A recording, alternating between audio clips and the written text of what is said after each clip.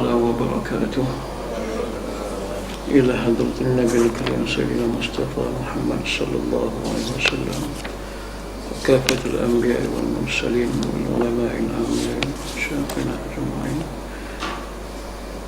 شئل لهم الفاتحة. أعوذ بالله من الشيطان الرجيم. بسم الله الرحمن الرحيم.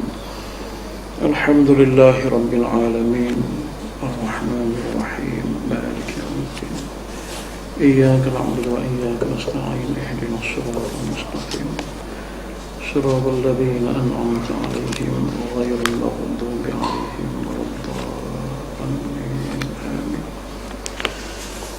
الحمد لله رب العالمين حمدا حامدين حمدا شاكرين حمدا يوافي نعمه ويكافئ مزيده. أشهد أن لا إله إلا الله وحده لا شريك له له الملك وله الحمد يحيي ويميت وهو على كل شيء قدير.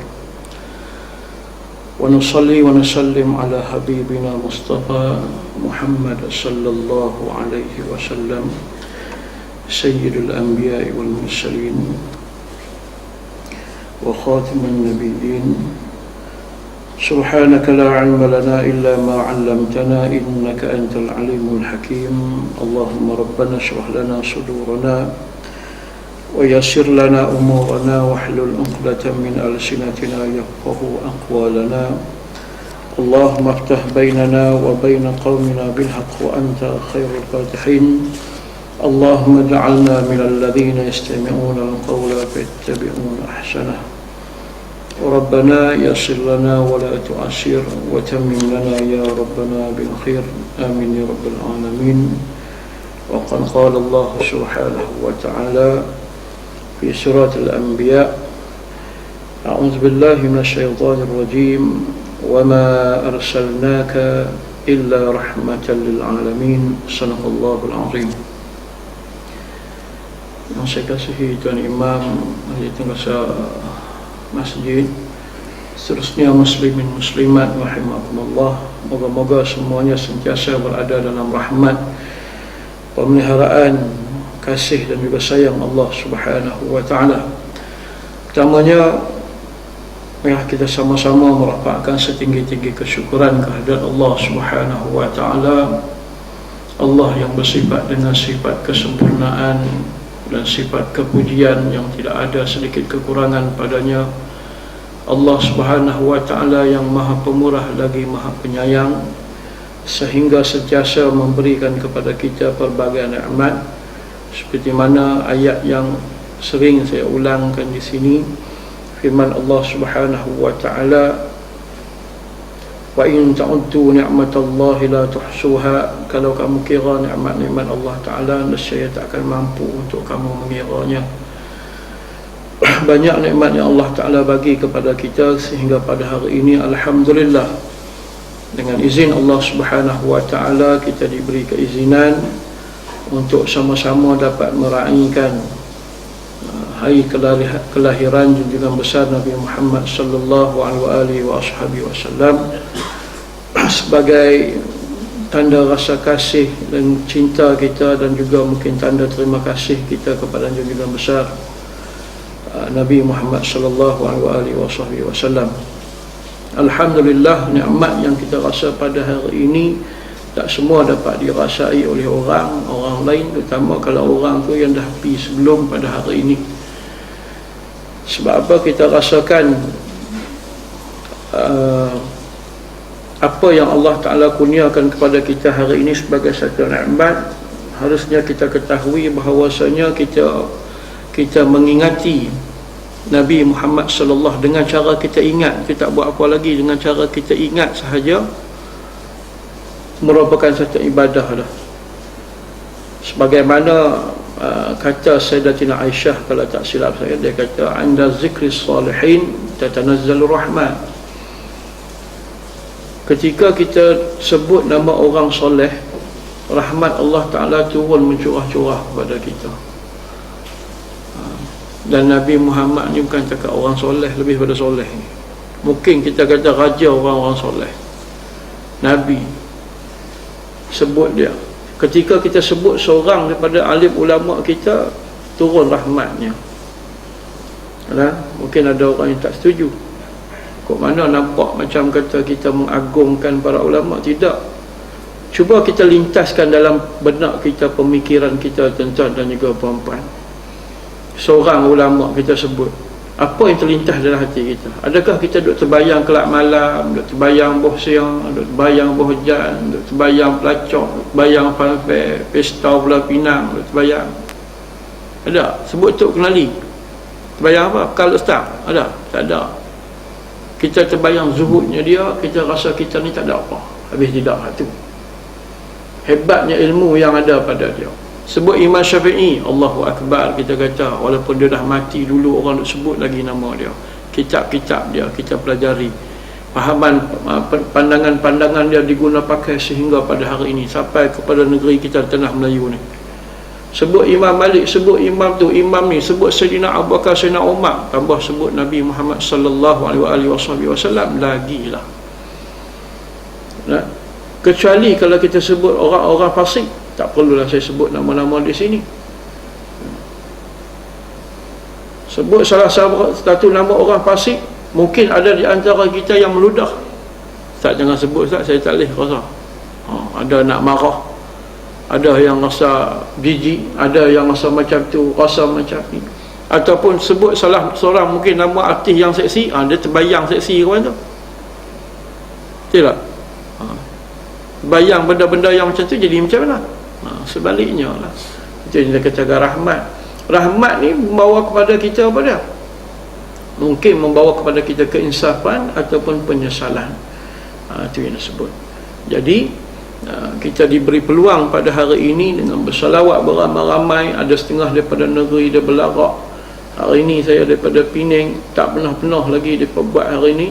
Tapi bukan hak kerajaan, hak dibuat oleh ICU ni, Jabatan Perdana Menteri dia buat di Penang tu. Dia berlarak 30 meter Ustaz. Allahu Akbar. Tak pernah ke.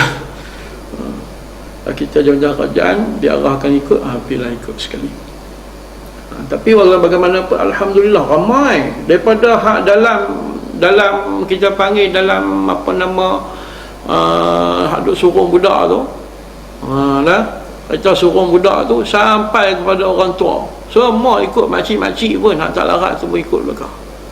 3 km, tak ada yang excuse. Buat apa? Berselawat. Berselawat. Selawat kat atas junjungan besar Nabi Muhammad sallallahu alaihi wasallam. Hari-hari lain ada? Tak ada. Ada orang dia tak setuju benda-benda yang macam ni, sebab dia tak nampak keistimewaannya Nabi Muhammad. Dia sama ada dia tak mengaji, dia tak mau mengaji, atau dia saja buat tak tahu. Selama mana kalau kita tengok macam yang jadi satu isu dalam masyarakat kita sekarang ni, dia timbul golongan-golongan yang memperlekehkan ulama-ulama. Bukan setakat ulama yang ada Allah. Ulama yang ada Allah boleh gegah kalau dia nak kata, dia nak bangkang. Tak, sampai Imam Syafi'i pun nak bangkang. Habis-habis ayat dia kata apa? Imam Syafi'i bukan maksud. Apa maksud di sebalik perkataan tu? Tak tahulah, kot pandangan saya ni buta, saya nampak penghinaan. Bila dia kata macam tu, makna penghinaan. Mungkin dia guna nada yang lembut. Kita kata, dah Syekh, tak boleh. Imam Syafi'i kata macam ni dalam buku kitab dia semua. Kita buka dalam kitab fiqh, dia katanya dia bukan maksum. Hak maksum Nabi. Itu dah timbul pandangan-pandangan yang macam tu sekarang ni. Sampai peringkat kita kata orang-orang nak memuji Nabi pun dikata itu dan dikata ini. Zaman sekarang tak tahulah apa nak jadi. Tambah-tambah sekarang kita tengok di penghujung tahun 2014 kita, Allah Ta'ala bagi satu teguran. Walaupun berlaku pada saudara mara kita yang berada di pantai timur, bukan makna kita yang ada di utara ni boleh yakyi, boleh seronok. Nampak hari tu macam-macam mereka nak lepas hayat ni kan. Tengok saya duduk telefon daripada Penang, macam mana mak benar krim ni lah. Kita pun duduk siap lah. daripada Penang tu nak ligan balik. Kalau ada apa-apa kering, kita kata alhamdulillah, lega. Dia puas sana kena. Pengajaran yang Allah Ta'ala bagi penutup tahun ni untuk semua, bukan hari untuk kita tuning jari ke mana-mana. Cuba kita tengok tuan-tuan dan puan-puan, dengan berlakunya perkara tersebut, cuba tengok jalan raya. Tadi seorang ustaz penceramah di Pulau Pinang, dia cerita, saya tak pergi KL tak tahu. Dia kata jalan daripada sekarang ni nak pergi ke belah pantai timur, nak pergi ke Kelantan apa semua Terengganu tu, kena melalui KL, betul tak? Habis-habis tidak pun dia mulai simpang Pulai, masuk Cameron, masuk Ringlet apa semua, turun balik apa semua, masuk Pahang apa semua tu kan. Sekarang di jalan tu jam dengan apa? Jam dengan kereta-kereta nak hantar bantuan. Subhanallah. Hari biasa ada lah. Dalam TV saja nak tunjuk tu ni, di masjid tu, di sini, di dewan orang ramai tu, pakat orang nak bagi belakang. Kalau tidak, ada benda-benda macam tu. Dengan berlaku benda macam tu juga, alhamdulillah Allah Ta'ala buka hati pemimpin. Tak ada ambang-ambang ni, jenis ambang-ambang ni tak ada lah. Nasi ambang ke apa kan, tak ada. Dia ambang dengan cinta Rasul, maulid Nabi. Alhamdulillah. Macam banyak kalau kita tengok positif Tuhan nak bagi. Di sudut pimpinan-pimpinan pun macam tu juga.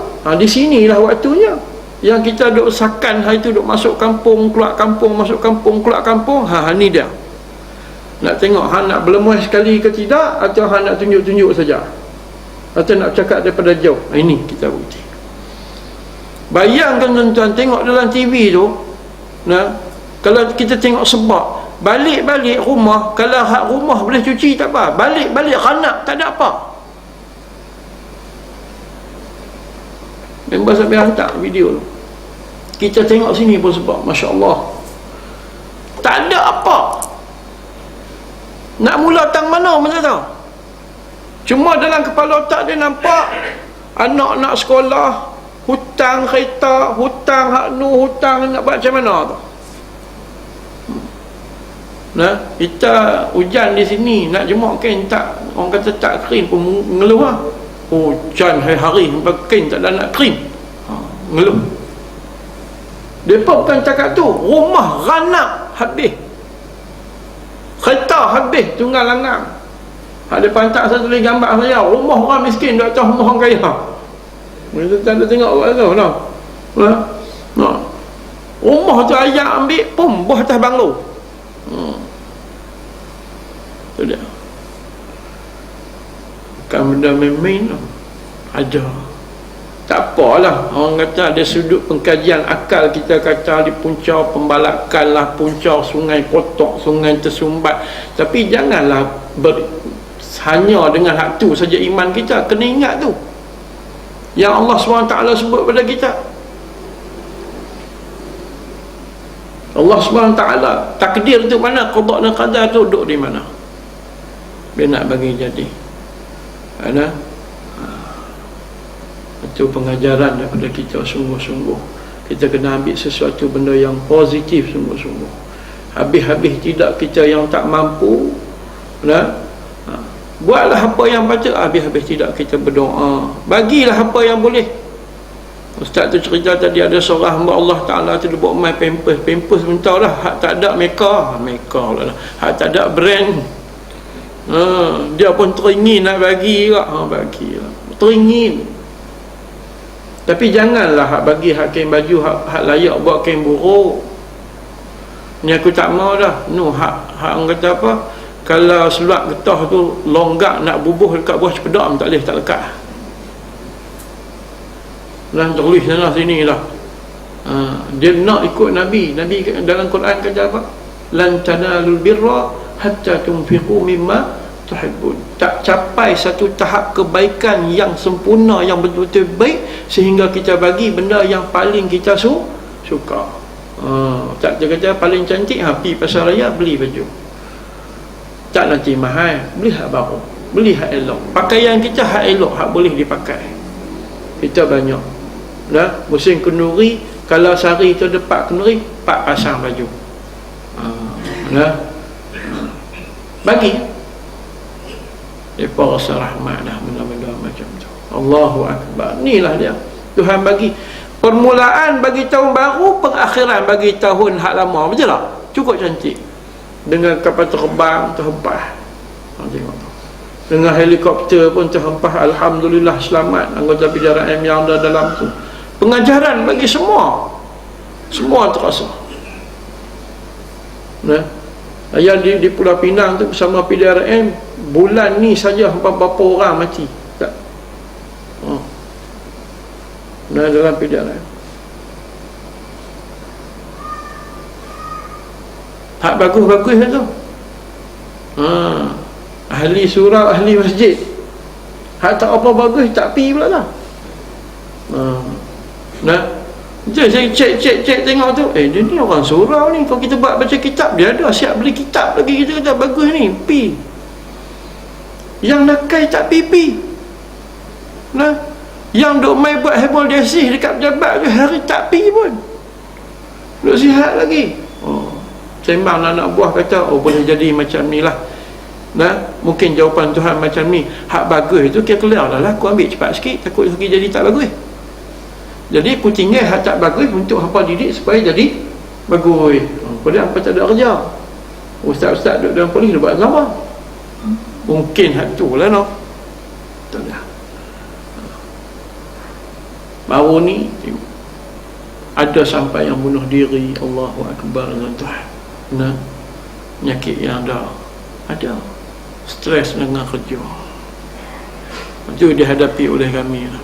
Itulah yang saya selalu sebut tuan-tuan dan juga puan-puan, doa-doa dengan berkat kita pada hari di mana kita mengingati Nabi Muhammad sallallahu alaihi wasallam ni.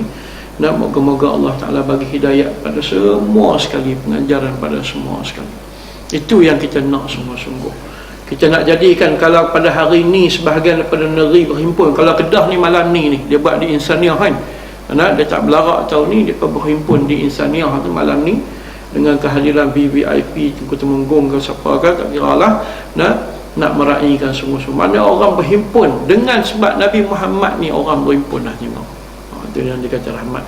Bersatu padu, bersatu hati, tak kira siapa pun. Ni yang kita nak sungguh-sungguh. Sebab tu disebut bahawa Nabi Muhammad ni diutuskan dia sebagai pembawa rahmat.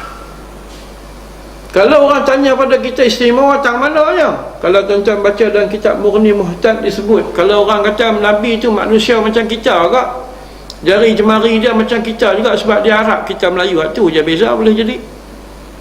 Nah, dia beza tuan-tuan. Umpama sebagaimana kata ulama dalam syair, ulama dalam kitab Murni Muhtad, dia kata apa?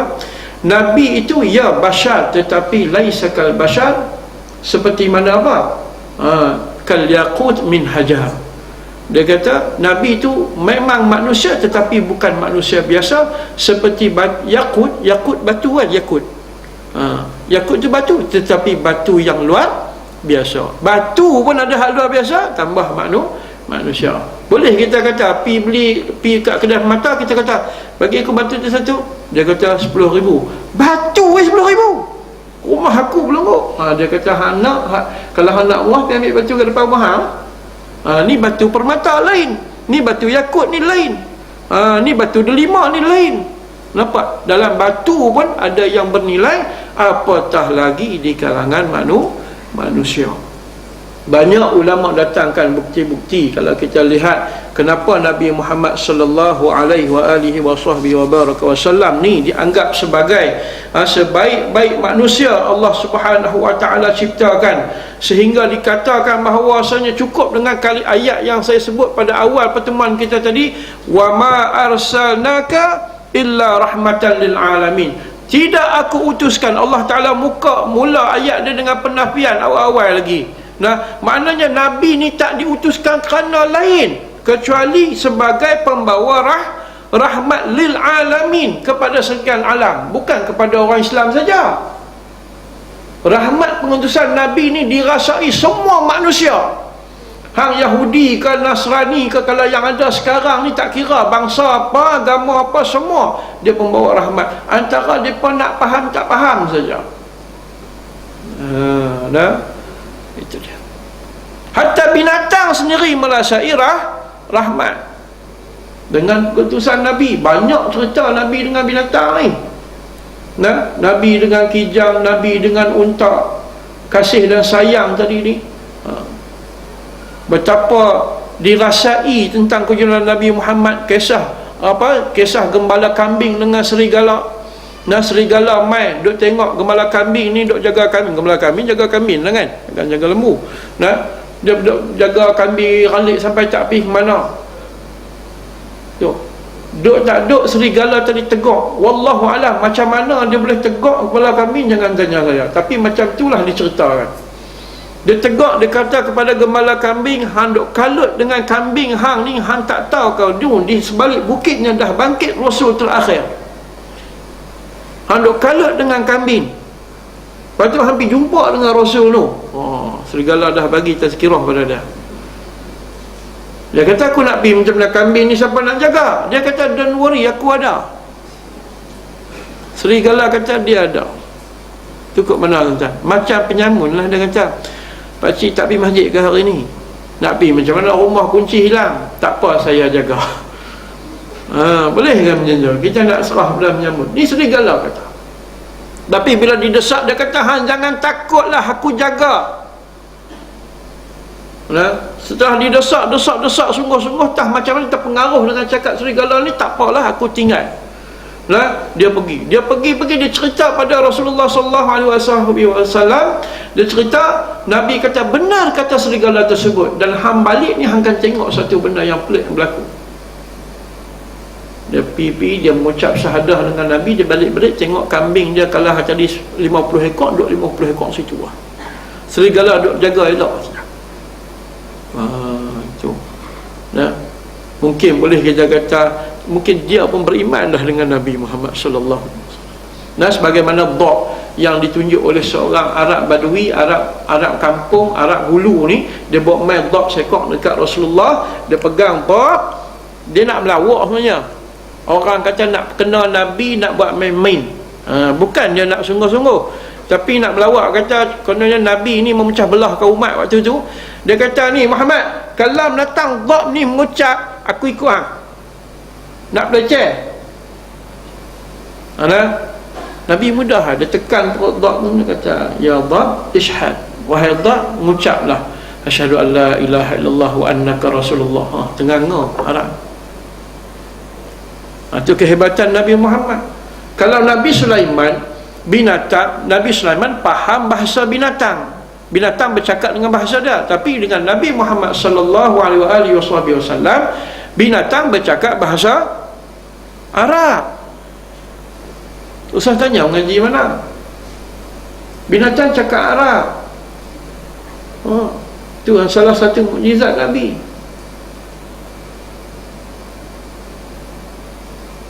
Seekor kijang ataupun rusa masuk dalam perangkap duduk rumah sahabat, dia meronta-ronta panggil Nabi suruh lepaskan dia. Sebab apa? Dia kata aku ada anak di hutan untuk susu kan. Dia tunjuk susu dia tadi ni, tek susu dia tu memang penuh dengan susu. Dia kata Rasulullah tolong lepas aku, ada anak di hutan untuk susu. Sekali aku balik lah, demi Allah aku akan balik lah. Rasulullah lepas dah. Lepas dia balik main sungguh. Dia tunjuk susu dia memang dah kempeh dah, dia menyusu anak. Dia masuk dalam sangkap balik sebab dia berjanji Rasulullah. Itu dia.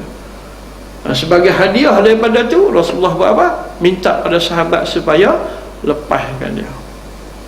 Binatang pun rasa rahmat tuan-tuan. Sebab tu Nabi suruh kepada kita, bila kita hatta kita nak sembelih, nak makan dia sekalipun, idza dzabhtum fa ahsinu zibhah, kalau kamu sembelih dengan molek-molek. Bukan boleh ikut dan ambil pedang samurai bawah tengkok. Tuan-tuan tengok tu hak di mana, di Pakistan tu. Mungkin ada yang tengok video tu, ada kan? Hak kambing tu. Dia ulok tu, pok dia bagi. Saya buka-buka, rupanya ada mazhab dia. Kita Syafi'i tak boleh tu. Ada mazhab, sama ada mazhab Maliki atau mazhab mana, tapi memang ada pandangan dengan cara ditetap. Kita tak boleh putih terus macam tu. Sebab apa? Tak ada rahmat di situ. Tak ada rahmat di situ. Sedangkan cara sembelihan yang sebenar yang kita lakukan tu dengan rebahkan dia, bagi dia tenang. Sebelum tu kita bagi dia, kalau kita boleh mandikan dia, mandi, bagi dia makan dengan kenyang apa semua. Jangan duk pi biar dia budak-budak duk pukul, duk jolok tang ni. Kadang sebelum nak kena sembelih separuh mati lah. Rahmat. Bukan setakat tu, kalau nak bunuh binatang bisa, binatang tak boleh makan, berbahaya nak bunuh. Nabi kata apa? Iza qataltum fa ahsinu qitlah. Kalau nak bunuh dengan sebaik-baiknya. Bukan boleh ikut dan. Ambil lipat buh dalam apa? Dulu buh dalam bara api kan. Mana? Buh dalam bara. Dia tak buat macam tu. Depa cabut dia punya tu buat main. Saya ingat lagi zaman budak-budak tu. Zaman jahiliah lah tu. Mana? Ambil lipat bara tu, bang dia punya hak apa? Gigi dia sengat dia kan, bang. Lepas tu letak macam ni. Tunjuk ke kawan. Hampa tengok, aku berjaya jinak dengan lipat bara.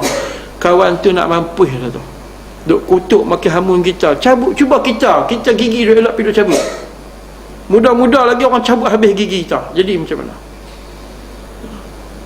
Macam tu lah. Naya ke dia. Tangkap tikus. Selalu orang kampung buat macam mana? Selam dah layak. Cuba pergi selang kepala kita layak tengok. Antara mati, sebab tu dia kategori mati lemah ni mati syahid. Sebab nak mati tu menyiksa kan. Menyiksa. Bukan selam tu terus mati. Betul tak? Sementara nak masuk berapa galen ayak dalam perut tu tak mati-mati. Kita sedap duduk rendam tikus tu. Tengok dia, mampu pedas muka. Makan lagi kain tu. Pacat lintah. Buh kat mana? Buh dalam bara api, betul tak? Menggelupuk kawan tu. Apa tabak garam. Apa kita tengah duk luka tabak garam ni. Cara tak kena. Nabi suruh nak bunuh pun dengan sebaiknya. Ulat ke apakah, kalau boleh dengan satu pukulan, maka dengan satu pukulan kita bunuh. Bukannya pergi duk katam sikit-sikit. Bukan cakap tu tuan-tuan. No, kalau kata perang dengan puak-puak Yahudi jadi ni, kita nak bunuh dia pun tak boleh. Kita geram dengan dia, duk bunuh orang Palestin. Kita pergi duk buat apa? Gunting telinga dia sikit-sikit. Ambil hang. Tak dengar cakap sangat. Gunting hidung, geram kan? Dera. Boleh tak? Haram. Bukan makruh, haram perbuatan tersebut. Tak boleh. Nak bunuh terus. Itu tak boleh. Sebab tu saya jenis kaki minat mengai. Saya cukup anti, tak tahu kat dalam ni tak ada ke no. Tentang pernah tengok orang mengai dia panggil istilah apa? Catch and release. Tangkap dan lepas. Dia panggil sistem ni, betul tak? Pilot dalam tangkap.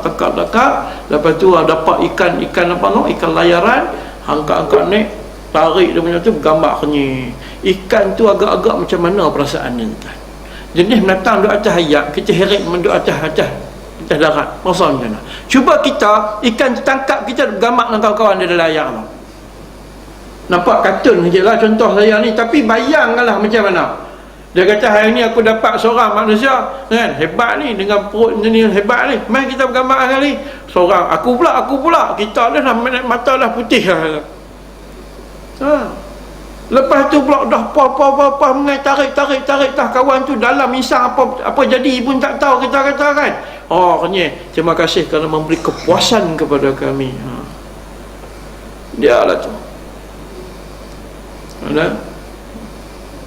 Bila menzalimi benda-benda macam ni, inilah yang boleh mendatangkan musibah kepada kita.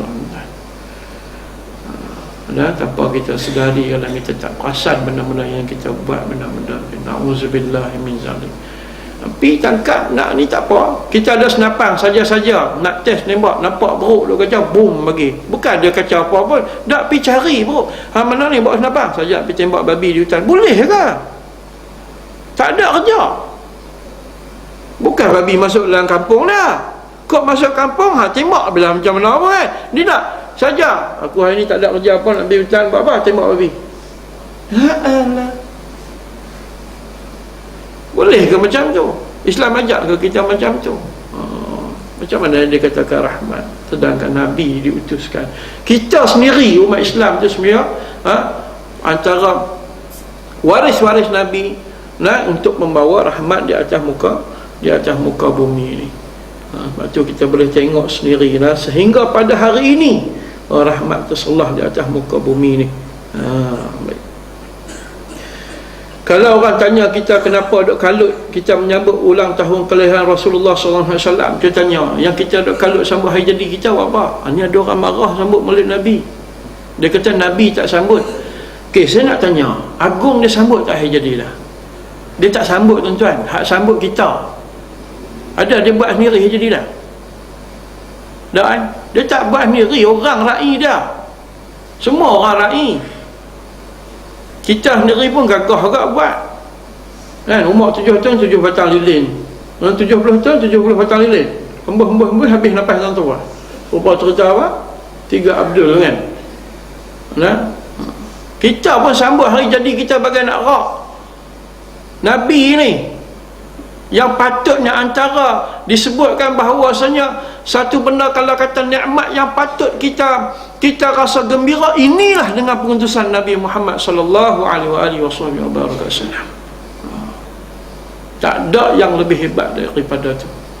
Nah, sehingga disebutkan dalam satu kitab tentang satu hadis, dia kata apa? Laulaka ma khalaqtu aflak. Kalau tidak kerana kamu wahai Muhammad, tidak aku ciptakan alam semesta ni. Itu dia sampai teratu. Kalau kita baca pula lagi kejadian Nabi Adam alaihi salam, ketika Nabi Adam diberikan roh nafas dia, dan dia tengok di atas arasy Allah SWT, singgah sana arasy. Kalau kita kata macam pintu gerbang tu, tertulis di arasy tu la ilaha illallah Muhammad Rasulullah. Dah ada dah perkataan tu. Main mana? Sehingga disebut bahawa Nabi Adam sendiri bertawasul dengan Nabi Muhammad sallallahu alaihi wasallam. Sampai macam tu tuan-tuan. Tengok hebat. Satu lagi kita tengok, kalau nak kata hebat tak hebat, tengoklah syahadah kita cukup.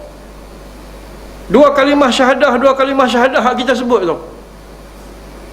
Sebelum saya nak abang senario berlaku, walaupun saya buka pekun di dada ke macam mana, wallahu alam lah. Duduk bersama PDRN ni maklumlah tuan-tuan, kena kadang-kadang hak nak masuk ni, kadang-kadang hak last choice. Dia kalau orang yang ada pendidikan yang elok ni, kalau dia tak masuk, kadang-kadang hak masuk mak rempit, tak ada kerja lain lah, nak masuk. Bila nak menikah, kadang-kadang suruh mengucap, tak tahu. Kita kata mengucap, mengucap Allahumma salli ala sayyidina Muhammad. Dia nak ada verse ke apa pun tak tahu. Ustaz mula sikit, saya boleh Ustaz mula sikit. Dia kata macam ni jantan ni nak belah nak orang lagu mana, saya kata. Ni kena jagalah anak cucu kita benda-benda macam ni, tuan-tuan. Benda yang sah. Jangan jadikanlah ilmu agama ni, kalau kita nak anak kita jadi doktor ke, nak jadi pilot ke, nak jadi engineer ke, nak jadi apa, agama ni kena jadikan sebagai bin utama ataupun pasak yang utama. Kalau orang nak piling tu, yang bubuh apa nama kayu bakar tu, itu agama tu. Bukan selit-selit, bukan kata saja-saja ni aku sebenarnya bukan nak aku jadi ustaz, jadi sikit-sikit je lah. Artinya sikit-sikit tu yang jadi tak tahu hala. Itu jadi masalah pada kita.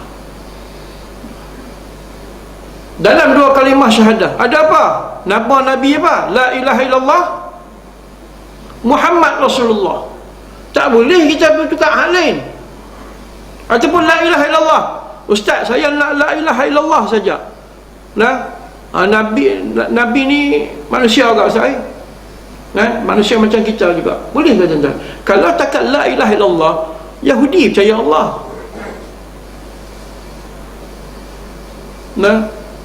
Tu yang dia kalut sangat tu. Puak-puak mereka katalah untuk pahaman dia apa. Kalau tuan-tuan pergi gereja-gereja ortodok, gereja-gereja di sebelah negara Arab sana, aku ada duit, pergilah tengok gereja sana. Sana dia tak panggil Kristian, dia panggil Masihi. Cuba pergi tengok di gereja mereka, terutama gereja yang lama, dia akan tulis apa. Kalau kita ni dalam masjid ke apa, kita tulis Allah Muhammad, betul tak? Dia kata Allah Mahabbah. Kan dia kata Nabi Isa tu seru kepada mahabbah, lebih pada kasih sayang. Zaman tu lebih pada kasih sayang. Allah ada agak. Punca yang boleh menyebabkan sesatnya puak-puak ni, Yang kata Nasrani, Yahudi ni, Bani Israel ni puncanya mai bila pengutusan Nabi Muhammad lah tu. Jadi kalau kita dengan la ilaha illallah semata-mata, tak sah kita punya i'tikad, kita punya syahadah. Ataupun kita tukar Nabi lain, la ilaha illallah wa anna Yusuf Rasulullah, Nabi Yusuf, sebab Nabi Yusuf handsome. Nabi Sulaiman, sebab Nabi Sulaiman kaya, saya minat Nabi Sulaiman. Boleh minat pula, nak mengucap boleh ya, sah lah. Tak boleh dengan Nabi Muhammad. Dengan Nabi Muhammad, satu-satunya Nabi yang diletak dalam syahadah, yang mana dengan mengucap dia boleh menyebabkan seseorang tu masuk Islam atau Islamnya dia.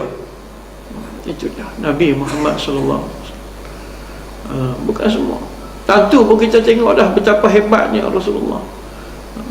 Macam mana kita tak sambut? Diganding pula nama Allah Ta'ala dengan nama Nabi Muhammad dalam syahadah tu. Selalunya orang duk ganding-ganding, ni hak betul rapat dengan dia lah kan. Macam orang dulu-dulu lah, kata kalau bercinta tu dia ganding kan. Dia rapat cantum anak orang dulu-dulu kan. Dia ni cantum-cantum nama. Mungkin orang sini tak terlibat lah kot kan. Tengah dia cantum nama Maznah Daud, anak pun nama apa? Mazda. Nak cantum nama cantum macam ni sampai tak ada makna. Itu jadi macam-macam. Suka sangat jenisnya. Nak abad kata sayang.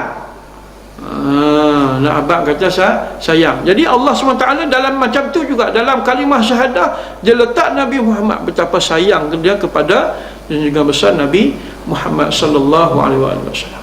Kita tengok lagi, kalau kita tengok Nabi Musa, dia nak munajat kepada Allah Subhanahu wa taala, dia pergi ke mana? Tursina, Jabal Tursina. Dia pergi ke sana. Rasulullah sampai ke mana? Sidratul Muntaha. Yang kata Tursina tu Nabi Musa pergi naik sendiri. Yang Nabi Muhammad ni ke Sidratul Muntaha dijemput oleh Allah. Dijemput oleh Allah. Terus naik ke sana. Terus naik ke sana, menghadap Allah SWT, nak terima sembahyang. Nabi lain tak dapat keistimewaan tersebut. Ini yang kita rasakan. Sebab tu dikatakan Nabi Muhammad ni, walaupun dia dilahirkan terakhir, diwujudkan sebagai Nabi terakhir, tetapi dia merupakan apa? Dia kata, ana sayyidu waladi Adam, aku adalah penghulu bagi anak Adam, wala fakhar, aku tak pernah pun rasa megah, tak pernah rasa sombong pun. Itu dia, tu Nabi Muhammad. Sebab tu kita tengok kehidupan dia sendiri, tengoklah yang seharusnya menjadi qudwah bagi kita. Sekarang ni orang kalau buat maulid, buat apa spanduk, kadang-kadang tang kita panggil apa, tang tema tu cukup kemas lah. Tang nak beramai tu cukup payah. Beramai tu kita cukup payah. Mungkin juga kita tengok teguran-teguran yang Allah SWT bagi kepada kita akhirnya tahun 2014 masuk tahun 2015 ni, macam-macam Allah Ta'ala uji kita. Itulah ya, ada di kalangan kita merasakan diri kita ni dah kemas. Hanyalah dengan kita berpakaian boleh jadi kita dah rasa kita dah ikut sunnah Rasulullah. Adakah itu yang Nabi suruh kita? Kita duk baca, tuan-tuan duk baca dalam Syama'il Muhammadiyah tu, kita kata, adakah yang hanya itu yang Nabi tuntut?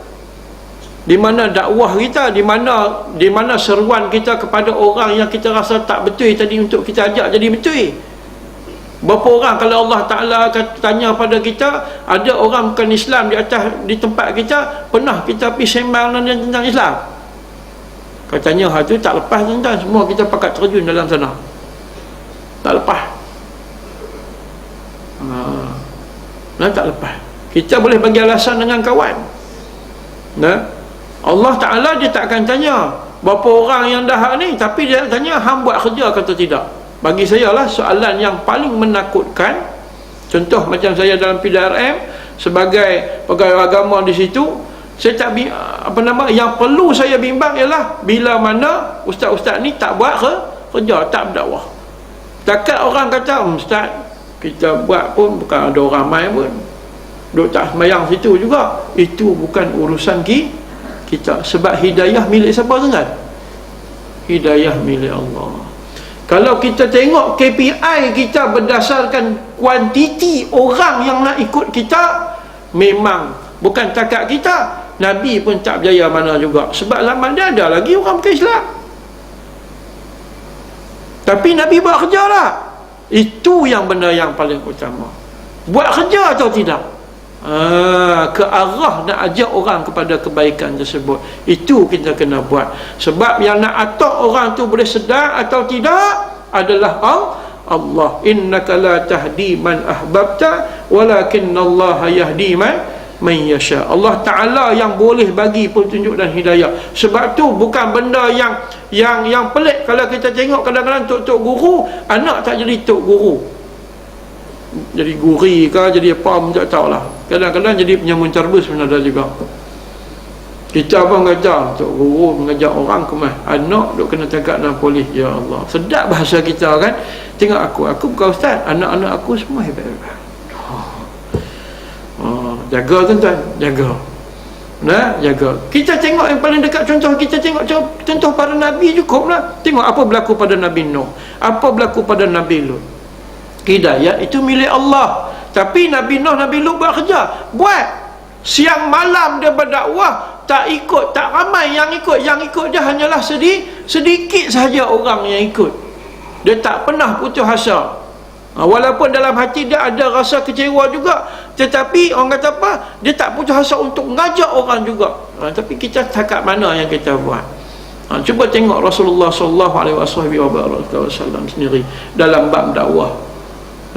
Nabi nak mengajak orang, bermula daripada dia seorang-seorang. Tuan-tuan, bila dia dapat wahyu di Gua Hira tu, naik atas Jabal Nur. Kita duduk naik Jabal Nur, saya naik berasa nak turun balik, tak ada nak naik atas. Dia tinggi tu, Masya Allah, Tabarakallah. Dengan sempit dia, zaman Nabi lagi lah. Zaman kita ni boleh buat ayat botol air kan. Nabi naik di sana tu, terima wahyu, duk kena peluk dengan malaikat, suruh baca, tak boleh nak baca, tak tahu nak baca. 2-3 kali peluk, berasa sakit sangat-sangat dengan pelukan malaikat. Baru malaikat sampaikan apa yang Allah Ta'ala suruh, sampai melalui ayat. Iqra' bismi rabbikal ladzi khalaqal insana min 'alaq. Baru sampai. Dia buat turun situ macam-macam orang kata. Ada orang dia dengan keadaan dia turun tadi ni macam orang demam, dengan terketak-ketak. Dia pergi jumpa dengan isteri dia, Sayyidah Khadijah. Waktu tu tak ada siapa tempat dia mengadu melainkan Sayyidah Khadijah saja. Dia hidup dengan Sayyidah Khadijah tuan-tuan 25 tahun, tak pernah berlaku apa-apa benda yang mengguris di hati dia. Itu Rasulullah. Dan satu-satunya isteri yang tak pernah dia madukan ialah Sayyidah Khadijah. Habis kita tu yang lain tu, dia kahwin setelah Sayyidah Khadijah meninggal. Lain tu lepas pada tu semua madu lepas. Sayyidah Khadijah ni tidak. Anak main daripada Sayyidah Khadijah. Sebab tu dia pernah puji Sayyidah Khadijah ni, memang dia puji sungguh-sungguh. Kebetulan dia puji tu di depan Sayyidatina Aisyah, yang dikatakan isteri yang dia kahwin paling muda. Paling muda, sehingga menyebabkan jealous, cemburu. Nama kata perempuan ada cemburu ni. Dah sebut, dia marah sebab Rasulullah dah sebut Khadijah, tak habis-habis dengan Kak Jah, ada kata kan. Yang saya ni abang kahwin satu-satunya isteri yang kahwin anak dara. Hak lain Nabi kahwin, tuan-tuan cuba kaji tengok. Janda, banyaknya janda. Tapi jangan orientalis dia cuba nak merosakkan pemikiran kita. Dia kata apa? Nabi hampa mempunyai nafsu yang kuat. Sebab tu dia kahwin, ada riwayat kata 9, ada kata 11. Kalau kita tak baca buku, kita tak mengaji, kita akan kata apa? Kita senyap paling tidak, atau apa? Kahwin banyak ni apa lagi nafsu? Tapi cuba cek, kalaulah Nabi kahwin nafsu, agak-agak dia cari janda. Kita maaf cakap lah. Ada di antara janda tu bukan janda anak umur 2 tahun. Anak dah besar-besar lah, macam umur Salamah tu. Dan dia kahwin dengan perintah Allah. Kalau dia kahwin anak dara pun, riwayat kata anak dara yang dia kahwin Sayyidah Aisyah tu pula bukan anak dara umur 18. Tak, budak dah kanyak duk main nak patung ni. Kalau kita tengok tu, masa tu Umur Nabi dah hampir 50 dah masa tu kalau tak silap. Nah, Ghalib kata tengok budak umur besar tu tak ada nafsu apa, agak macam cucu. Mana Nabi berkahwin memang betul-betul bukan kerana nafsu. Allah Subhanahu Wa Taala yang perintah dia. Tu.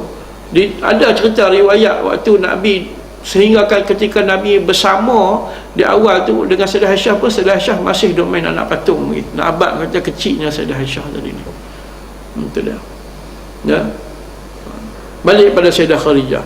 Balik rumah Sayyidah Khadijah, Nabi kata apa? Zammiluni, zammiluni, tu dalam surah Muzammil kan ada. Zammiluni, selimutlah aku. Nabi ketak rasa macam nak demam. Dia cerita tadi dia jumpa dengan malaikat Jibril. Dia cerita macam ni. Jadi Sayyidah Khadijah ni bukan orang-orang biasa, dia orang bangsawan, orang yang cerdik, pergi jumpa dengan Pak Menakan ni, kata saya nama Suraqah.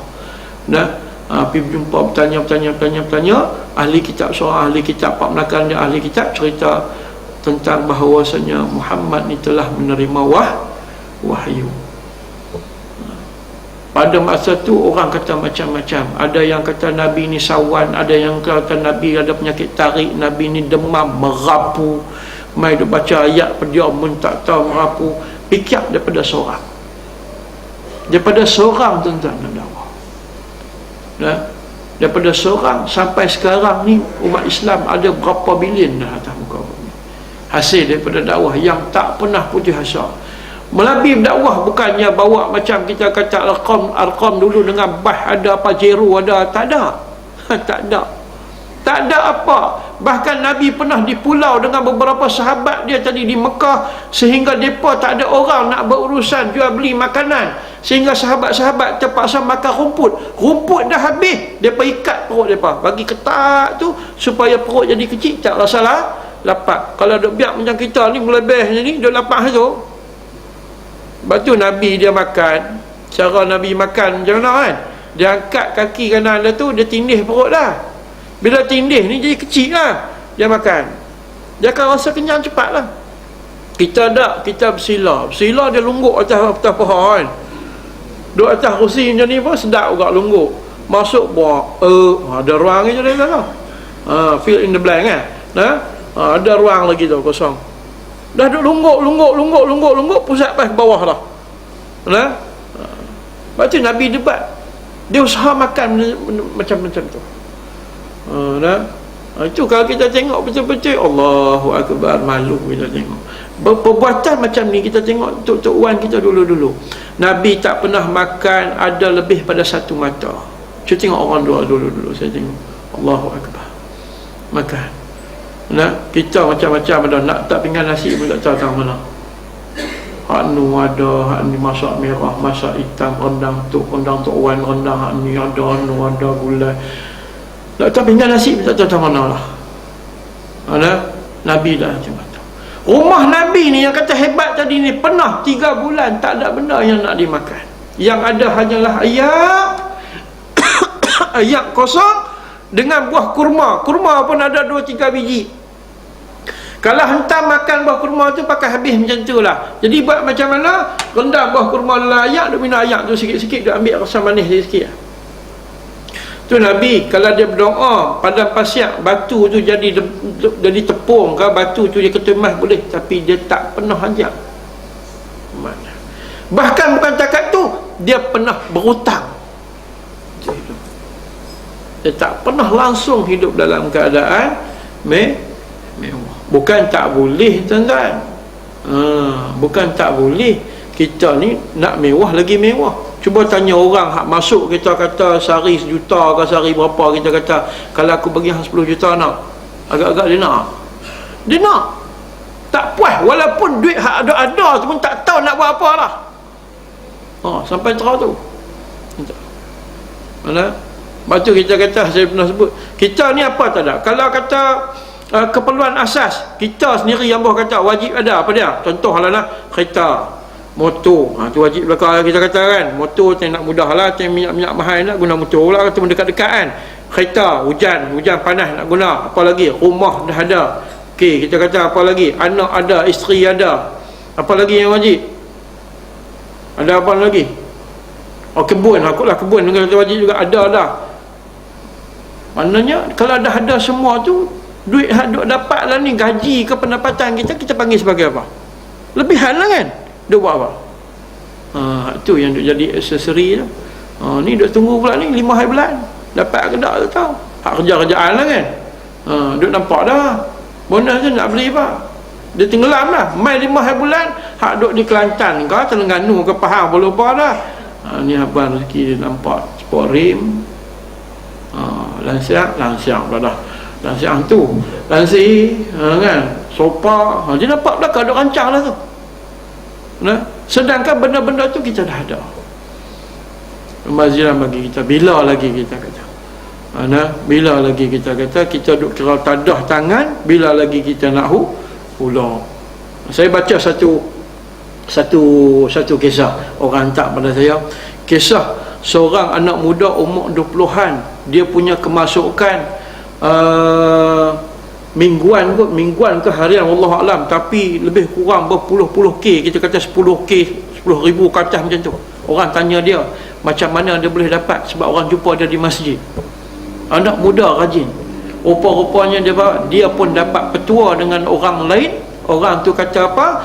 Bila pi masjid atau pi surau ataupun bila tabung mai kat kita, buka beg duit, bubuh nilai yang paling tinggi dalam tabung tersebut. Ada brand tu kan. Ada duit sekeping 100, hal lain duit nak RM1. Hak 100 itu kita ambil buah dalam tabung. Dia buat hak tu. Dia ambil keping dalam beg duit tu, nilai yang paling tinggi berapa? Hak tu lah ambil buah dalam tabung. Kita dah, kita kelas hak paling rendah. Kalau silap ambil tuan, nak buh duit RM1 dan duit RM50, warna nak lebih kurang. Tersilap buh demam seminggu. Kan, tabung Jumaat lalu siap lah ni, belah ni nak beli gas lagi duit RM50. Tah macam mana silap ambil buh. Dah bubuh nak, takkan nak korek balik, malu kau orang. Tengok sayur tabung ni. Khutbah tak dengar lah. Dia tengok. Habis dah. Tak dengar lah. Pergi ke mana, khutbah mana halal ke. Tak pergi dah Jumaat lepas tu. Menyesal. Tapi Syekh Nuruddin pernah dia kata apa? Dia kata nak buat benda baik jangan fikir. Jangan fikir banyak-banyak. Bila fikir banyak-banyak, iblis akan masuk campur. Ni kita ada duit ni, orang nak derma ni, minta ada tabung bantu mangsa-mangsa banjir apa semua. Duit ada 10 apa semua ni, kita ada nak bagi ke hari ni ke esok. Iblis kata apa? Allah lain kali boleh. Kalau bagilah orang tengok riak. Nampak dia letak sekirah sikit. Kalau bagi banyak pun tak ikhlas, buat apa? Baik sikit kan. Alah-alah bagi sikit, yang penting ikhlas. Nampak? Syekh Nuruddin dia kata jangan fikir banyak-banyak. Cara kita nak ajak nafsu kita, ambil duit yang besar tadi, pada muka aku, prop, biar api, nak tengok, nak klipok ke tak klipok mata ke, biar api. Dia suruh ajak macam tu. Cara lawan nafsu. Macam orang nak pergi masjid lah. Kadang-kadang ada jenis orang ni, dia alasan dia apa? Aku bukan tak mau pergi kuliah ni, aku jenis kencing, tak apa nak lawas. Saksan nak kencing. Ada orang jenis macam tu alasan dia kan, kita kata. Perut aku mulai, tapi duduk rumah haram tak berak pun. Haram tak berak pun. Main masjid dia jadi macam tu. Macam mana cara dia? Dia kena ajak lawan nafsu dia. Aku tak kira hari ni aku nak main masjid, nak terberak ke nak kencing, di masjid pun ada jamban, di masjid pun ada bilik air. Ajak macam tu, lama-lama hilang penyakit. Lama kita turut dia ikut dia, macam itulah keadaan dia. Macam kita mengaji kitab fiqh, kalau tuan-tuan mengaji yang kitab fiqh, diceritakan dalam hadis dalam Sunan Tirmizi, kalau tak silap, dia cerita antara salah satu perangai iblis apabila kita ada wuduk, dia suka main di punggung kita, dia suka ganggu sehingga kita jadi was-was, kita kentut ataupun tidak. Sebab tu dalam fiqh dia kata apa? Kentut ni dua saja, sama ada bau ataupun bunyi. Kalau tak ada, tak sah. Ni kalau sampai belengah sampai ke kaki lah, dia tanya, aku berak ke apa? Ustaz, sah Ustaz? Saya rasa belengah-belengah, tapi saya tak kentut Ustaz. Tak ada bau pula, tak ada pula bunyi. Dah sampai meleleh di kaki je, apa cerita? Itu dah terberak lah tu. Jadi dia suka main buat kita was-was. Kalaulah ada tak perangai tu, betul saya kata, ada orang jenis bila ambil wuduk nak terkentut. Ada kan jenis tu? Bila asal ambil wuduk dia pasal nak kentut. Cuba tak payah ambil wuduk, relax, tak ada apa. Yang tu terang saya kata permainan iblis. Tapi kalau perut kita tengah sengkak, kita tak boleh makan ubi, entah makan ubi, jadi perut masuk angin, jadi angin. Hak tu jangan tahan tuan-tuan, saya tak tanggungjawab lah tu.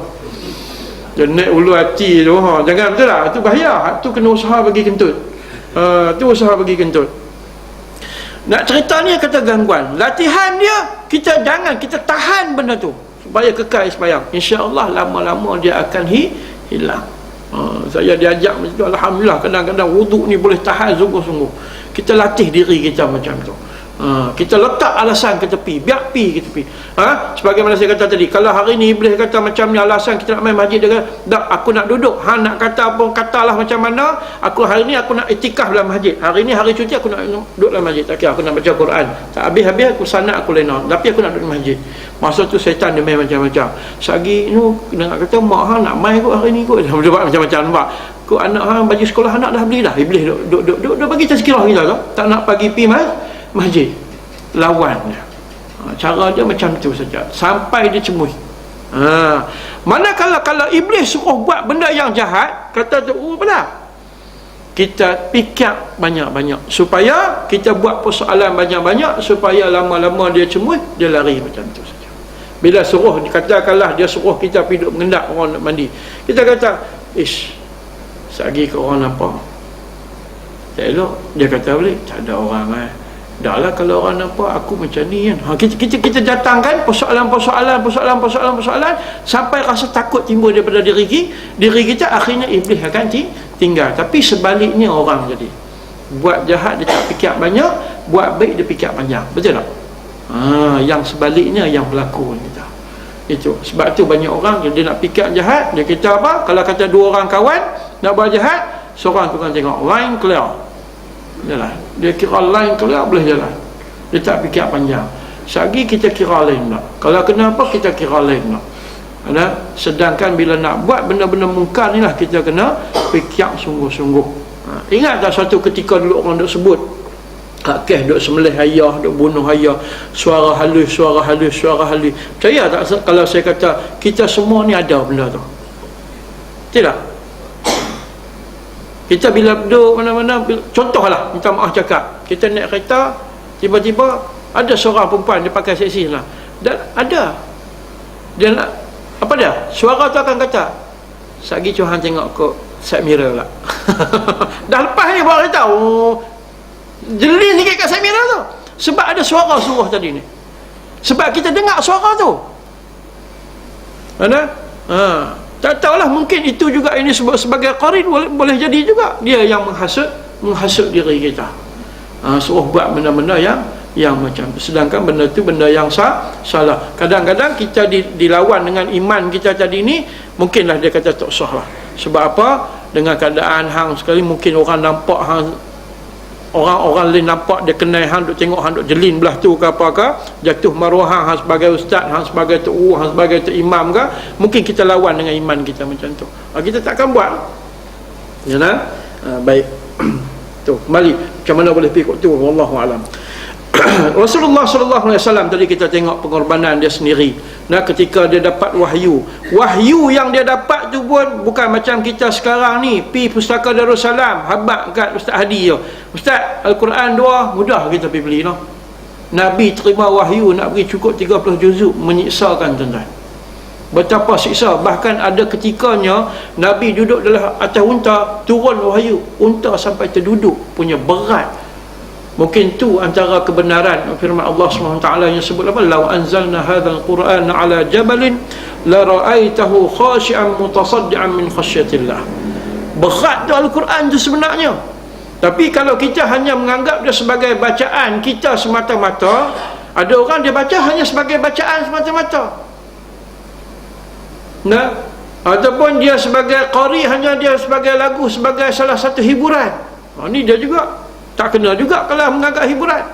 Ada juga menganggap Al-Quran ni sebagai tangkas, sebagai hanya pendinding saja. Ada juga jenis macam tu. Tapi sebenarnya Allah Ta'ala bagi Quran kepada kita untuk apa? Hudan linnas, petunjuk bagi manusia. Dia tak kata hudan lil muslimin, hudan bagi manusia. Semua terkandung di dalam tu. Sebab tu kalau kita baca surah Baqarah dia kata kitabun la raiba fi hudan lil muttaqin, petunjuk juga buat orang yang bertakwa. Allahu akbar. Tapi apa yang berlaku pada diri kita dengan Al-Quran? Sejauh mana kita menghayati Al-Quran? Baru-baru ni ada seorang nak kata pensyarah ke apa, dia bagi tahu pada kita, salah satu petua lah, mungkin kita boleh kongsi di sini tuan-tuan dan puan. Dia kata nak bagi cerdik, kan ada orang lah ni, orang pakar motivasi duk sebut otak kanan kita ni banyak guna otak kiri, kurang guna otak kanan, betul tak? Nah, sebab tu kita ni lambat, tak kreatif. Rupa-rupanya dengan membaca Al-Quran akan menyebabkan otak kanan kita, bahagian kanan tu aktif. Orang heran, sebab apa macam tu? Apa hujah dia?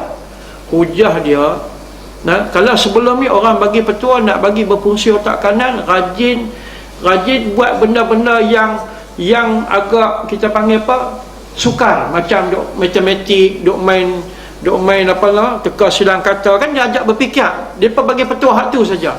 Sedangkan membaca Al-Quran ini lebih memberi otak kanan kita ni berjalan lebih aktif lagi. Sebab apa? Bila kita baca ayat Quran, kepala otak kita duk sibuk, lepas ni huruf apa, lepas ni baris atas ke baris bawah ke, nak kena dengung, nak kena berapa harakat, betul tak? Dia bagi betul, bacalah Al-Quran. Sebab tu orang baca Al-Quran, cuba tengok anak-anak yang hafal Quran, tengok macam mana mereka duk buat kajian. Banyak di antara orang yang hafal Al-Quran, apabila dia masuk peperiksaan yang akademik, dia boleh dapat A, straight A. Ada member saya macam tu, dia pergi ke Mesir, Mesir dia tak ambil SPM. Dulu pelajar-pelajar daripada Pondok Pak Ya, pelajar Pondok Pak Ya dulu ni, mereka tak ambil SPM, mereka terus pergi masuk Ma'had Azhar. Ma'had Azhar ni mana, sekolah menengah Azhar sana, habis-habis terus mereka masuk Universiti Al-Azhar. SPM tak ada. Bila tak ada, nak balik Malaysia, SPM ni penting untuk kerja kan, paling tidak bahasa Melayu je. Dia akan tanya, ada ijazah apa, PhD, lah dah lulus bahasa Melayu. Alamak, aku dah pergi mengaji letih sana, dia tanya lulus bahasa Melayu. Bahasa Melayu sembang banyak kali di rumah lah. Nah, dia tanya nak lulus bahasa Melayu, tak lulus kena ambil apa, Julai tak Julai semua ada lah, kita kata. Budak-budak ni balik yang tak pernah, kita kata duk tinggal lama dah benda ilmu-ilmu ni, balik tadi ni boleh dapat straight ni. Sebab apa? Kepala otak dia dah sibuk dengan Al-Quran, dah ada, kalau mungkin bahasa kita kata torchlight dah ada dalam diri, dia nampak ilmu-ilmu lain dengan mudah. Jadi tak usah takutlah.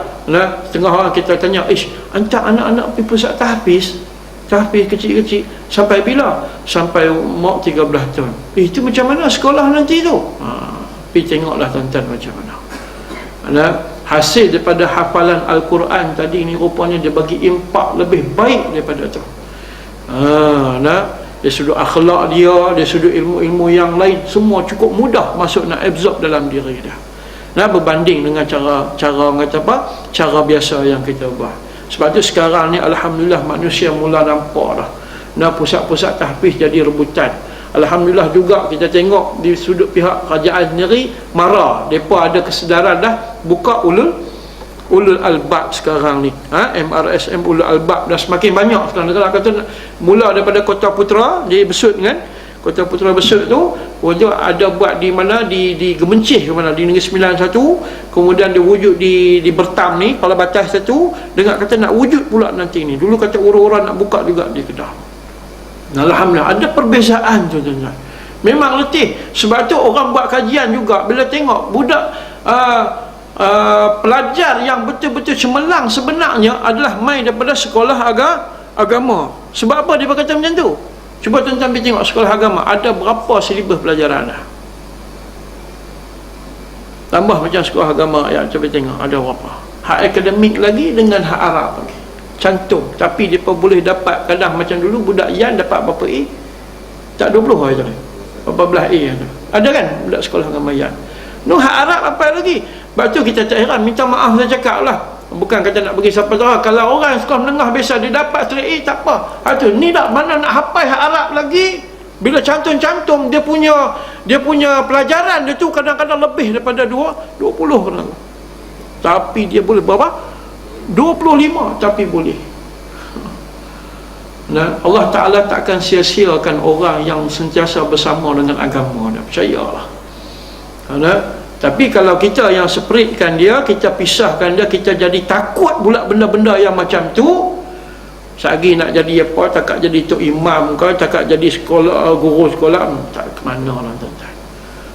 Takkan ke mana lah benda-benda tu. Kalau kita sendiri yang merendah-rendahkan, macam mana saya kata awal tadi, bersama sahabat-sahabat saya dalam PDN pun sahabat macam tu. Alhamdulillah ramai yang tak anak-anak tahfiz sekolah agama apa semua sekali. Kita jangan takut benda-benda macam ni. Saya sendiri pun kalau orang tanya anak saya tak mau, tak usah jadi ustaz lah. Tapi agama mesti ada dalam diri. Tahu tentang fardu ain, mana tentang hukum fiqh, benda-benda yang sepatut dia tahu ni, dia tahu. Tentang tauhid, mana dia tahu sungguh-sungguh. Bukan tahu biasa-biasa tak. Tahu sungguh-sungguh. Barulah boleh orang kata apa, boleh berkhidmat dengan baik. Kalau kata dia polis, dia sebagai polis, bayangkanlah kalau Al-Quran ada di dada, kalau tak 30 juzuk sekalipun, kan, mengaji hukum fiqh, mengaji tauhid, moga-moga dengan ilmu yang ada tadi ni tak terlibatlah dengan benda-benda yang tak elok. Nampak? Tu yang kita, harapan kita yang kita nampak sungguh-sungguh. Hasil daripada apa? Ini hasil daripada perjuangan Nabi Muhammad sallallahu alaihi wasallam. Itu yang kita nak sungguh-sungguh, yang kita raih pada hari ini. Macam-macam tema yang orang buat apa semua sekali, tapi yang paling utama kita perlu nak sedarkan diri kita pada tiap-tiap tahun ialah kita tiru Rasulullah SAW dalam segala segenap kehidupan kita. Bukan saja dari sudut pakaian kita, tetapi cara hidup kita keseluruhannya dengan cara Nabi. Kalau nak ikut cara yang zahir, sebagaimana ada seorang ustaz sebut, setengah orang dia kira dengan cara dia simpan janggut, dia pakai sorban, dia pakai jubah, okey, cukup dia duduk berjuang hak tu saja. Bila orang pakai kot, dia hentam. Orang yang pakai ustaz apa, dah tak pernah lekat apa semua sekali, dia pakai kot apa semua. Tuan-tuan, kalau dah dia tu bertugas, tengok tempat dia bertugas di mana. Nampak? Kalau kita contoh nak pergi ceramah, duduk, saya bertugas dengan puak-puak tu, nak kena pakai kot, kena pakai tie. Kalau saya pakai kot, pakai tie, pergi duduk ceramah di Berkah, tak terkejut orang Berkah tau. Sesuai tempat dia, kita kata, kan? Tengok pada tempat dia. Sebab tu Rasulullah SAW tengok dia ajak kita dah semua benda-benda tu, supaya apa yang dia sampaikan kepada kita dapat difahami oleh orang lain, supaya orang nampak Islam tu betul-betul cantik dan bukan menjadi bebanan kepada orang lain. Baik. Kalau kita tengok bagaimana betapa para sahabat ridwanullah alaihim ajma'in, dari sudut rasa cinta mereka kepada Rasulullah sallallahu alaihi wasallam, ada di kalangan sahabat, tuan-tuan, diceritakan bahawasanya setiap hari dia ni penjual minyak wangi. Apabila dia lalu di rumah Rasulullah, dia akan tunggu depan pintu Rasulullah. Dia tak ketuk, dia tunggu sampai Rasulullah keluar. Bila Rasulullah keluar, baru dah tepi kedai dah. Tiap-tiap hari dia buat macam tu. Satu hari Rasulullah tahan dia. Rasulullah tanya dia, sebab apa hang buat macam tu? Aku buat macam tu, dia kata apa? Sebab aku takut kalau aku tak tengok hari ni, aku takut aku tak jumpa denganmu dah Rasulullah. Aku takut aku tak jumpa dengan, sebab aku rindu sangat padamu. Ada yang rindu pada Nabi sampai ketak, sampai pucat lesi, sampai cering bulu roma. Orang kata dia rasa takut sungguh-sungguh. Sebut nama Nabi Muhammad tu, rindu sungguh-sungguh. Sayyidina Umar pernah ditanya pada dia, sejauh mana hang sayang pada aku? Aku sayang pada diriku Rasulullah lebih daripada kamu. Malah aku sayang diriku dulu baru kamu. Rasulullah kata belum sempurna iman. Sepatutnya kenapa? Kau kena apa? Ada satu hadis disebut, Allahumma shalli ala Muhammad, tidak beriman seseorang itu selagi mana dia tak cinta kepada Nabi melebihi daripada kaum keluarga dia, sanak saudara, hatta ibu bapa dia sendiri. Sampai macam tu. Bila Nabi sebut benda macam tu, barulah Sayyidina Umar mengatakan bahawa, dan bermula pada saat itu aku cinta padamu ya Rasulullah lebih pada diri aku sendiri. Baru Nabi kata apa? Dan kini aku menyaksikan bahawa imanmu sempurna. Macam sahabat tadi. Nah, dia kata apa? Kalau aku tak tengok engkau Rasulullah pada hari ini, aku takut tak jumpa. Sama ada aku mati ataupun engkau mati. Kalau engkau mati pun, kalau aku mati masuk syurga pun, engkau di mana, aku di mana. Sampai macam tu dia fikir. Cinta dan kasih daripada Rasulullah sampai terus tu. Tengok Sayyidina Abu Bakar sendiri, semua diceritakan pula para sahabat kebanyakannya bila wafat Nabi Muhammad sallallahu alaihi wasallam, banyak yang keluar daripada Madinah, tak sanggup nak duduk. Sebab apa? Sebab rasa kasih tadi dengan Nabi. Sehinggalah zaman Sayyidina Abu Bakar, ketika Sayyidina Abu Bakar perintah, dia panggil Bilal untuk azan macam mana azan zaman Nabi. Tak tahulah macam mana kan. Azan tu bila sampai setelah dipaksa, dipujuk dengan cucu Nabi Sayyidina Hasan dan Husain yang pergi runtun, dia tarik juga disebabkan cucu Nabi tadi ni ada di antara mereka ni berwajah macam Nabi, dan dia tengok dia kesian dengan cucu Nabi, dia ikut juga Sayyidina Bilal tadi ni. Azan tak ada habis sampai tengah wa asyhadu anna Muhammadar Rasulullah, bukan takat dia menangis, habis orang-orang yang berada di situ semua menangis. Semua menangis, rasa rindu kepada Nabi Muhammad sallallahu alaihi wasallam. Sampai macam tu sekali tuan-tuan. Sebab apa? Depa betul-betul menghayati kehidupan bersama Rasulullah. Depa dapat tengok sendiri macam mana. Tapi janganlah kita yang kata kita ni dah duduk jauh, kita ni tahun yang selepas pada 1400 tahun, maka kita nak menafikan adanya perasaan tu dalam diri kita. Kita patut tahu bahawasanya Nabi pernah sebut pada para sahabat, Nabi puji umat yang akhir zaman ni sebab apa, dan Nabi kasih pada umat akhir zaman ni sebab apa? Sebab mereka ni walaupun mereka tak pernah tengok aku, Nabi kata mereka tetap berselawat dan kasih kepada aku. Kamu ni wahai sahabat-sahabatku, cinta dan kasih aku sebab hampa dah tengok aku. Waktu wahyu turun hampa ada, waktu perang hampa ada. Tapi tak, puak-puak ni hak belakang, hak zaman kita ni siapa pernah tengok? Hak mimpi berapa orang yang pernah mimpi? Kita nak mimpi jumpa tok guru hak mengajak kita Quran pun banyak payah, betul tak? Nak mimpi jumpa Nabi, jumpa hantu kerak. Bukan takat tu tuan-tuan, boleh jumpa mak ayah hak dah mati dalam tidur pun kira okey tu. Nak jumpa Nabi, masya-Allah tabarakallah, macam apa nama Tuan Guru Harundin dia cerita tu kan. Apa yang dia alami tu, Allahu Akbar, dalam mimpi. Cukup baik. Sebab tu Nabi puji kita, walaupun kita duduk di akhir zaman ni, walaupun tak pernah bersama Nabi, tak pernah menyaksikan, tetapi hebatnya orang di akhir zaman dapat menjaga iman, percaya pada Nabi, ikut sunnah Nabi, sayang pada Nabi, kasih kepada Nabi. Ada di antara mereka, saya pernah jumpa dengan salah seorang di antara pegawai saya sendiri, tak ada perasaan macam tu. Bukan tak ada perasaan macam mana, tak. Orang kata apa? Kehebatan macam tu, saya sembang dengan dia, seorang yang berpangkat DSP. DSP, Polis Marine. Sembang dia bab Nabi, dia ayat mata duk melitik. Kita ada pun. Saya terkejut tengok. Mula-mula kalau sembang bab-bab tu dengan dia ni, ayat mata duk macam tu. Tak putih-putih. Kata hebatnya tu. Saya kata belum tentu syurga tu dipenuhi dengan ustaz-ustaz. Saya kata dalam hati dia, boleh jadi ustaz-ustaz ni hanya sebagai pemberitahu, tapi dia tak buat, yang masuk adalah orang-orang yang dengar. Patutlah Allah Ta'ala kata apa? Inna akramakum indallahi atqakum. Yang paling mulia di sisi Allah ialah orang yang paling bertakwa. Dia tak kata ustaz, dia tak kata tok guru, dia tak kata tok syekh. Tapi siapa yang paling bertakwa, walaupun dia kerja sebagai cleaner pejabat, walaupun budak pejabat, office boy, dispatch ke, dia kerja sebagai tu hak duk sudut najis belakang taman kita tu, kerja apa? Indah water. Indah water, kita tak buat benda tu. Atau hak duk misi rumput tu, kita tak tahu siapa dia. Kita tak tahu siapa dia. Kita dah tahu kita ni duk rajin pergi masjid, surau, kita hebatlah kita kata. Tapi kita tak tahu hamba Allah Subhanahu Wa Taala ni. Boleh jadi siang hari tu kerja dah, tapi malam hari dia bersama Allah Taala cukup hebat. Itu ada di antara manusia-manusia yang Allah Ta'ala, macam saya cerita dulu dengan tuan-tuan lah, pernah saya mandikan seorang jenazah, seorang pegawai yang umur lebih kurang macam saya juga, rambut dia penuh dengan uban, tak tahulah polis banyak uban sebab stres boleh jadi lah kot, banyak uban. Ketika mandikan dia, basuh kepala dia, uban selai tak ada, dengan muka bersih. Saya tak pernah tengok macam tu.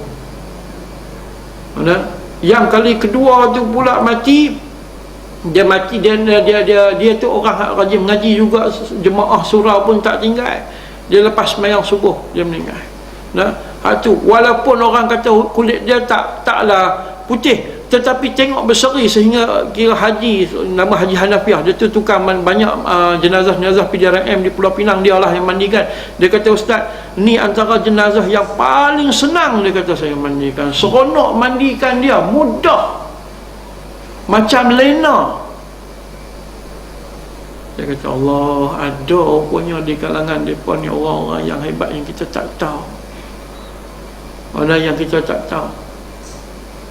Mana hamba-hamba Allah Ta'ala, kalau kita boleh sebut sebagai wali-wali Allah, orang yang Allah Ta'ala kasih ni ada di mana-mana sahaja, ada mana-mana sahaja. Mungkin disebabkan orang-orang inilah rahmat Allah Ta'ala masih turun buat diri kita. Laula syuyukhun ruqqa wa bahaimun rutta wa sabiyyun rudda.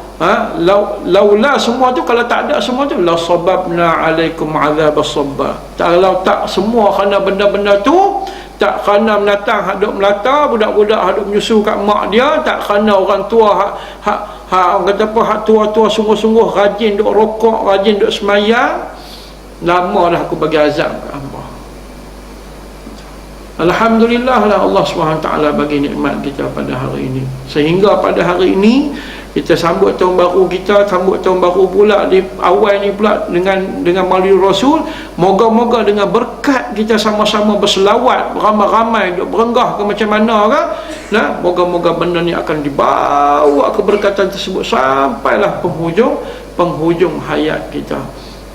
Bagusnya dalam kehebatan ni kita berselawat pada Nabi Muhammad ni. Kalau tuan-tuan tengok dalam kitab Syifa ke kitab mana-mana pun banyak kelebihan. Ada ulama ada senaraikan sampai beribu kelebihan daripada selawat-selawat Nabi ini. Jadikanlah sebagai zikir diri kita sendiri seharian. Selain daripada kita istighfar, kita duk baca tahlil la ilaha illallah, kita bertasbih, antaranya kita berselawat pada Nabi. Dah dijanji, Nabi dah kata, man shalla alayya salatan wahidatan sallallahu alaihi asyra. Siapa yang selawat padaku sekali saja, Allah Ta'ala akan berselawat pada dia 10 kali. Allah Ta'ala sendiri yang berselawat. Jadi kita tak usahlah jadi segan. Macam kita tengok pada hari Jumaat kan, kadang-kadang kesian Tok Bila seorang waktu nak serah tongkat dekat Tok Khatib kan, innallaha wa malaikatahu yusalluna 'alan nabi ya ayyuhalladzina amanu sallu 'alaihi wa sallimu taslima. Dia seorang Allahumma salli ala sayyidina Muhammad. Yang lain duk alik, kadang-kadang duk main tasbih, duk main sejadah, duk tengok lampu, duk tengok jam, duk WhatsApp, duk balas SMS, duk calling kawan. Sedangkan dalam ayat tu, ya ayyuhalladzina amanu, wahai orang yang beriman, dia seru kan, sallu alaihi, berselawatlah kamu ke atas junjungan besar Nabi Muhammad. Berselawatlah kita. Dia kata apa? Itulah antara jalan yang boleh menyebabkan kita mendapat cinta Allah Subhanahu wa Ta'ala. Terakam di dalam Al-Quran, qul in kuntum tuhibbunallah fattabi'uni yuhibbukumullah. Katakanlah, Nabi Muhammad suruh kata macam mana? Qul in kuntum tuhibbunallah, kalau kamu cintakan Allah, ikutlah aku, Allah Ta'ala akan kasih. Tak ada jalan lain tuan-tuan, tak ada jalan kiri, tak ada jalan kanan, ialah jalan Rasulullah sallallahu alaihi wasallam. Itulah jalan utama untuk kita mendapat kasih dan sayang Allah, iaitu keredaan Allah Ta'ala. Inilah juga jalan apabila kita dapat redha daripada Allah Subhanahu wa Ta'ala, maka tempat kita insya-Allah di sana, di jannah sana, di syurga sana, berada di sisi Nabi, berada di sisi Allah Subhanahu wa Ta'ala. Itulah yang sama-sama kita harapkan. Saban tahun kita menyambut dia, tapi biarlah memberi impak yang baik dalam diri kita, ada makna dalam diri kita untuk sama-sama kita beramal dan kita tiru sungguh-sungguh apa yang telah dibuat oleh Rasulullah sallallahu alaihi wasallam, insya-Allah. Jadi saya rasa sekadar tu yang dapat saya berkongsi dengan tuan-tuan. Minta maaf sekiranya tak mencapai sebagaimana yang tuan-tuan kehendaki. Apapun, sama-sama kita bersyukur kerana Allah Taala bagi peluang untuk kita sama-sama menyebut tentang dia, dan ajaklah anak-anak kita. Dan saya pun duk terima tu orang duk hantar biodata Nabi. Buatlah tuan-tuan, kalau kata boleh. Kalau ada orang beli poster biodata Nabi tu, bubuhlah, buat frame besar, biar anak kita kenal Nabi lebih pada benda-benda lain. Ni bimbang anak-anak kerana dia kenal artis lebih pada tu. Artis suka makan apa, minat warna apa, habis. Tapi bila tanya Nabi suka makan apa, percayalah, jangankan budak-budak, orang tua pun kata apa. Bila tanya Nabi suka makan apa, kurma. Tak ada benda lain, kurma.